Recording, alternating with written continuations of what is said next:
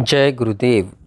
सूत्र व्युत्थान निरोध संस्कारयोः अविभव प्रादुर्भावौ निरोध क्षण चित्त अन्वयः निरोध परिणामः। व्युत्थान संस्कारों का दबना तथा निरोध संस्कारों का उदय निरोध काल में होने वाले चित्त में दोनों संस्कारों का संबंध निरोध परिणाम है। चित्त जिस भी अवस्था विशेष में मूढ़, क्षिप्त अथवा विक्षिप्त दीर्घ काल विशेष तक बना रहता है, उसके संस्कार संचित कर लेता है एवं उसका अभ्यस्त हो जाता है। संस्कारों के बदलने के साथ ही चित्त की अवस्था बदलती रहती है। एक अवस्था से दूसरी में बदलने को चित्त परिणाम कहा जाता है। यदि चित्त अधिक समय व्युत्थान अवस्था में बना रहता है तो व्युत्थान के संस्कार संचय करता है। यदि निरोध अवस्था में रहता है तो निरोध के संस्कार संचय कर लेता है। व्युत्थान अवस्था में रहने का तथा निरोध अवस्था में रहने से निरोध अवस्था का अभ्यस्त हो जाता है। संयम की स्थिति में व्युत्थान के संस्कार जहाँ एक और दबते जाते हैं, वहीं निरोध के संस्कार प्रकट होते हैं। चित्त में घटित होने वाले इस परिणाम को निरोध परिणाम कहा जाता है, क्योंकि व्युत्थान के संस्कारों का निरोध हो जाता है। ध्यान अवस्था में अधिक समय तक बने रहने से चित्त निरोधाभिमुखी होने लगता है। बीच बीच में वह निरोध में विचलित भी होता रहता है। विचलित होकर उसका प्रवाह जगद अभिमुखी हो जाता है। विचलित होने को ही चित्त की व्युत्थान अवस्था कहा जाता है। धारणा में चित्त अधिक चंचल एवं विचलित होता रहता है, किंतु ध्यान की अवस्था में पहुँचते पहुँचते चंचलता बहुत कम हो जाती है तथा ध्येयाकार एकाग्रता में चंचलता समाप्त हो जाती है। इस प्रकार धारणा से समाधि की यात्रा में व्युत्थान छूटता जाता है तथा निरोध अधिकाधिक प्रकट होता जाता है। सूत्र में निरोध शब्द 3 बार आया है। पहले का अर्थ पर वैराग्य, दूसरे का अर्थ दबना एवं तीसरे का अर्थ पर वैराग्य के संस्कार है।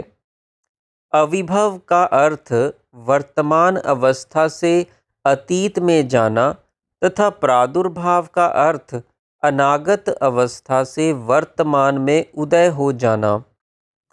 संप्रज्ञात समाधि में निरोध संस्कारों का संचय चित्त का कार्य है, न कि किसी वृत्ति विशेष का।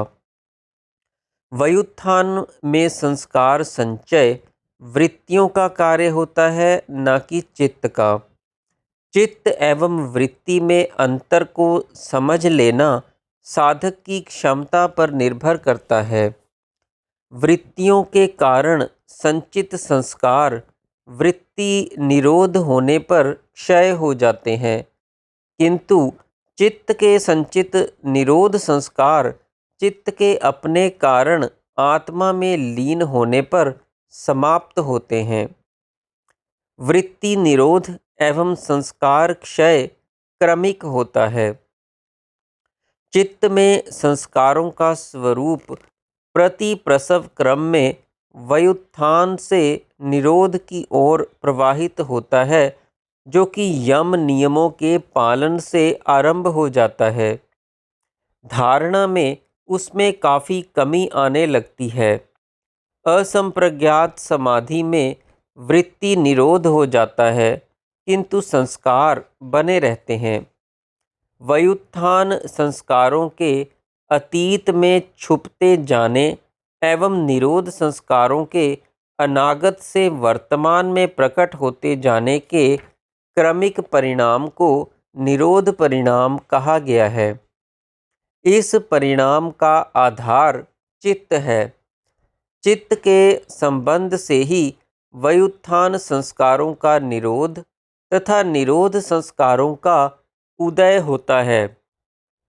यदि चित्त नहीं रहता तो व्युत्थान अथवा निरोध कोई भी संस्कार शेष नहीं रह सकता। योग मार्ग तथा योग द्वारा विभिन्न प्रकार की सिद्धियों की प्राप्ति का विषय समझने में चित्त परिणामों का समझ लेना अति आवश्यक है। जो साधक सिद्धियों में नहीं उलझकर निर्बीज असंप्रज्ञात की अवस्था प्राप्त करने के जिज्ञासु हों, उनके लिए इसको समझना और भी अधिक आवश्यक हो जाता है। सारा खेल संस्कारों का ही है। संस्कार ही संचित होकर जीव को जगदाभिमुखी करते हैं तथा संस्कार ही निवृत्त होकर आत्माभिमुखी आगे बढ़ाते हैं। किंतु संस्कार क्षय एकदम नहीं हो जाता। जगत बंधन के संस्कारों का क्षय तथा मुक्ति दिलाने वाले संस्कारों के संचय का परिणाम घटित होता रहता है। अंत में मुक्ति दिलाने वाले संस्कारों का भी क्षय करना पड़ता है, तब अंतिम लक्ष्य सिद्ध होता है। अब निरोध परिणाम का फल बतलाते हैं। सूत्र: तस्य प्रशांत वाहिता संस्कारात् निरोध परिणाम के दृढ़ हो जाने पर व्युत्थान के संस्कार उदय हुए बिना चित्त स्थिति शांत अचंचल बनी रहती है। व्युत्थान के संस्कार दबते चले जाते हैं तथा निरोध के संस्कार उभर कर संचित होते जाते हैं। यह परिणाम घटित होते होते ऐसी अवस्था आ जाती है कि चित्त में व्युत्थान के संस्कार उदय ही नहीं होते। यह निरोध परिणाम की परिपक्व अवस्था है। इस अवस्था में चित्त स्थिति अडोल, अचंचल एवं शांत बनी रहती है। चित्त न सुख दुख से विचलित होता है, न गर्मी सर्दी से प्रभावित। उसमें सहज तितिक्षा जागृत हो जाती है। इसको चित्त की स्वाभाविक अवस्था भी कह सकते हैं। क्रोध, लोभ आदि वृत्तियों से प्रभावित चित्त की अवस्था अस्वाभाविक है। शांत स्थिर बने रहना आत्मा के प्रतिबिंबित लक्षणों का स्वाभाविक परिणाम है। यही निरोध परिणाम का फल है। जय गुरुदेव।